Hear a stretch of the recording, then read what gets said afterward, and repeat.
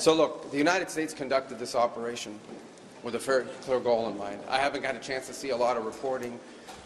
I don't understand what the confusion is. Let me explain it to you, and I'll do it once again as clearly as possible. Perhaps you'll report it that way. The United States is conducting an operation to eliminate the threat of Iran's short-range ballistic missiles and the threat posed by their Navy, particularly to naval assets. That is what it is focused on doing right now, and it's doing quite successfully. I'll leave it to the Pentagon and the Department of War to discuss the tactics behind that and the progress that's being made. That is the clear objective of this mission. The second question that's been asked is, why now? Well, there's two reasons why now.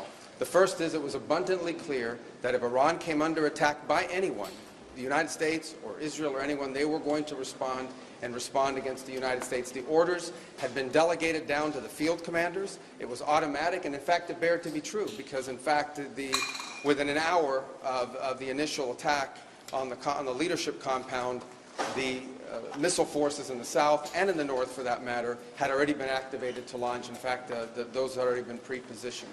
The third is the assessment that was made that if we stood and waited for that attack to come first before we hit them, we would suffer much higher casualties.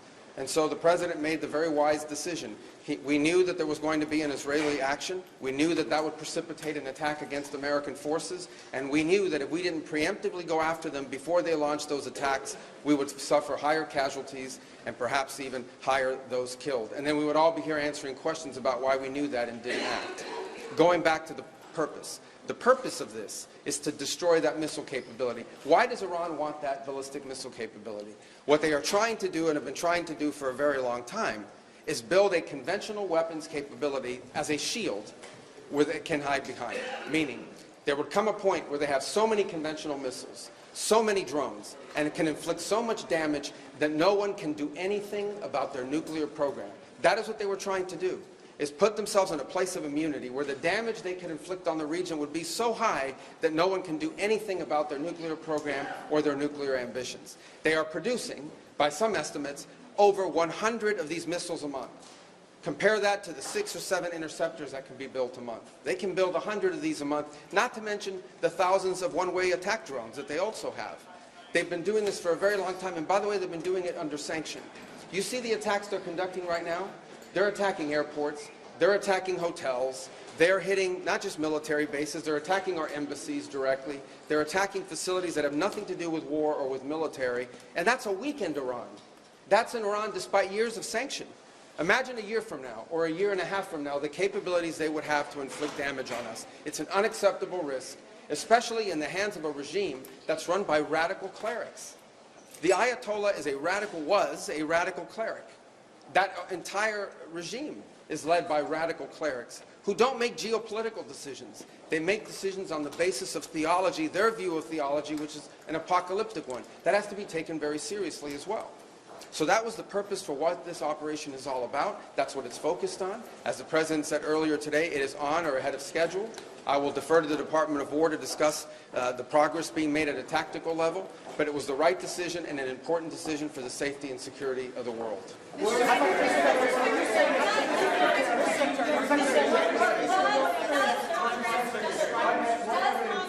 to weigh in? Does Congress have to weigh in? Is the President different? And does Congress have to weigh in? And was there an imminent threat? Did you tell lawmakers that there was an imminent threat? There absolutely was an imminent threat, and the imminent threat was that we knew that if Iran was attacked, and we believed they would be attacked, that they would immediately come after us. And we were not going to sit there and absorb a blow before we responded, because the Department of War assessed that if we did that, if we waited for them to hit us first after they were attacked, and by someone else, Israel attacked them, they hit us first, and we waited for them to hit us, we would suffer more casualties and more deaths. We went proactively in a defensive way to prevent them from inflicting higher damage. Had we not done so, there would have been hearings on Capitol Hill about how we knew that this was going to happen and we didn't act preemptively to prevent more casualties and more loss of life. The U.S.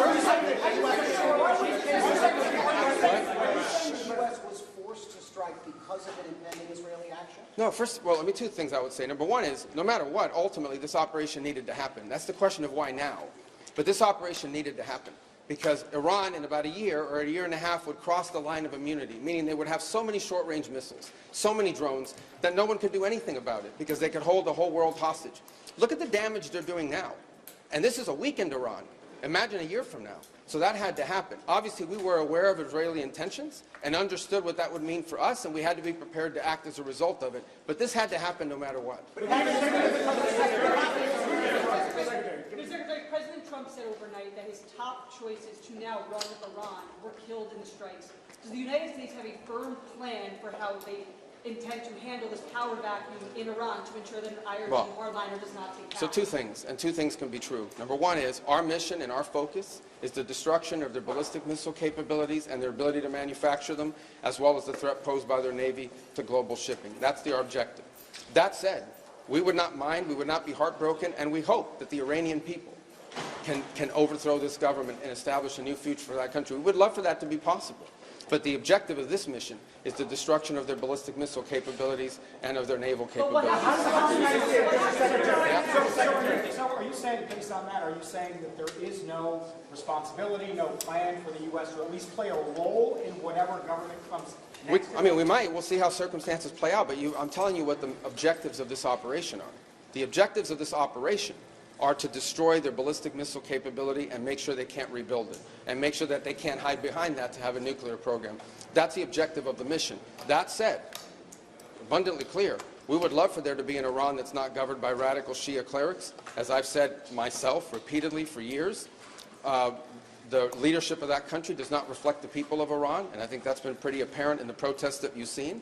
If there's something we can do to help them down the road, we'd obviously be open to it, but that's not the objective. The objective of this mission is the destruction of their ballistic missile capabilities. Regime change has not gone well for the United States. The what now? Regime change has not gone well for the United States for many, many decades. How do you assure the American public that things will not get worse for the next regime that comes in there and replaces the we would love to see this regime be replaced. And ultimately, as the President has said, he calls... No, but let me finish my answer.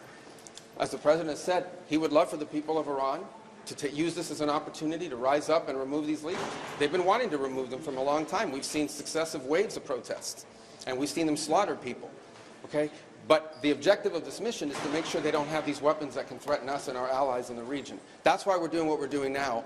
And while we would love to see a new regime, the bottom line is no matter who governs that country a year from now, they're not going to have these ballistic missiles and they're not going to have these drones to threaten us. That's the objective of this mission, is to deny them the ability to use ballistic missiles to threaten their neighbors, to threaten our bases, to threaten our presence in the region, and ultimately as a shield behind which they can do whatever they want with their nuclear weapons ambition. We were not going to let them hide behind that, and that's why this was such a critical mission to undertake now while they were at their weakest point, and not a year from now where they could inflict even more damage and perhaps already be behind that point of immunity. Go right here behind. Go ahead, you and then you. Yes. Your critics in Congress have said that they should have a role, they should be able to weigh in here, and there are going to be war powers resolutions votes in Congress later this week. Why not notify Congress ahead of this, and does Congress... Well, we did. We notified Congress. I mean, we notified the Gang of Eight. We notified congressional leadership. There's no law that requires us to do that. The law says we have to notify them 48 hours after beginning hostilities. We've done that. I think the notification went today. But we did notify members of Congress in advance. But we can't notify 535 members of Congress. Vote to authorize the war.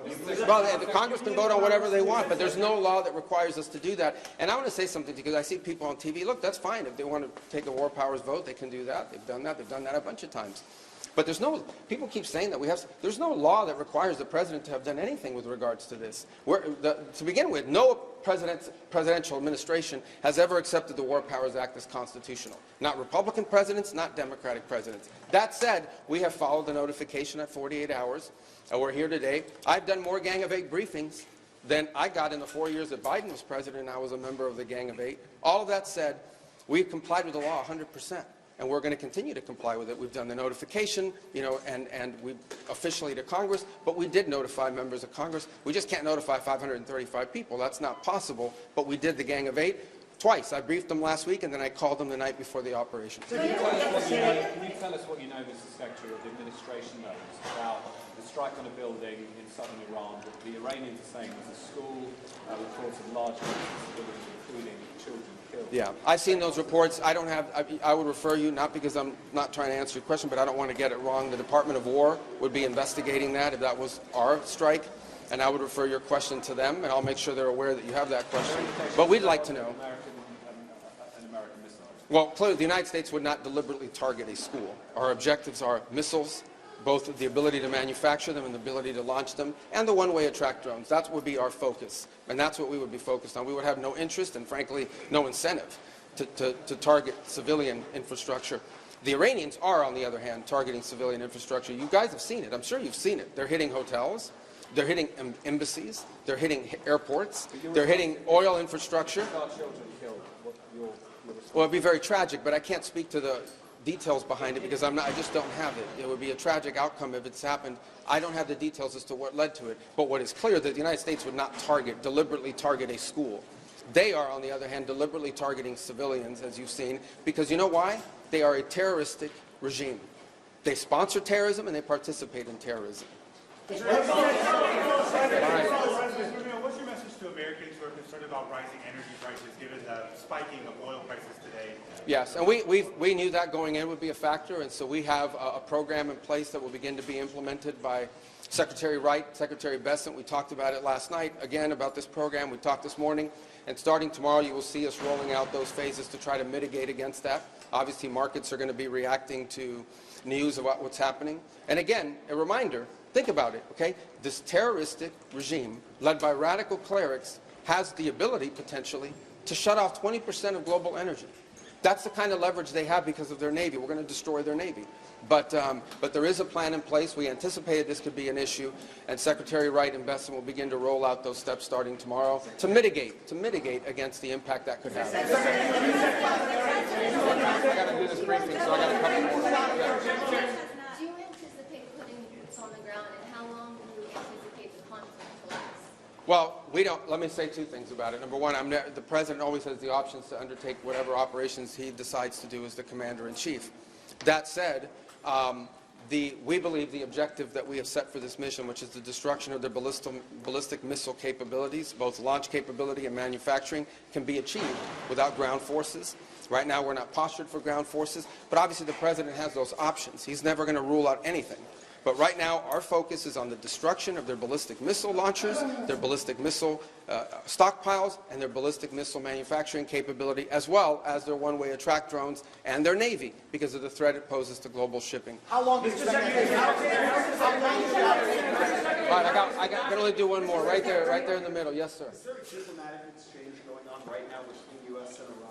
Any exchanges whatsoever outside of No, not at this time. I mean, look, we always have people that reach out from inside of governments. You don't know if they're authorized to reach out or not. They're suffering a tremendous amount of damage. Honestly, again, I'm not going to give away the details of our tactical efforts, but the hardest hits are yet to come from the U.S. military. The next phase will be even more punishing on Iran than it is right now. Someone was screaming, how long will it take? I don't know how long it will take. We have objectives. We will do this as long as it takes to achieve those objectives, and we will achieve those objectives. The world will be a safer place when we're done with this operation. All right? Thank you, guys.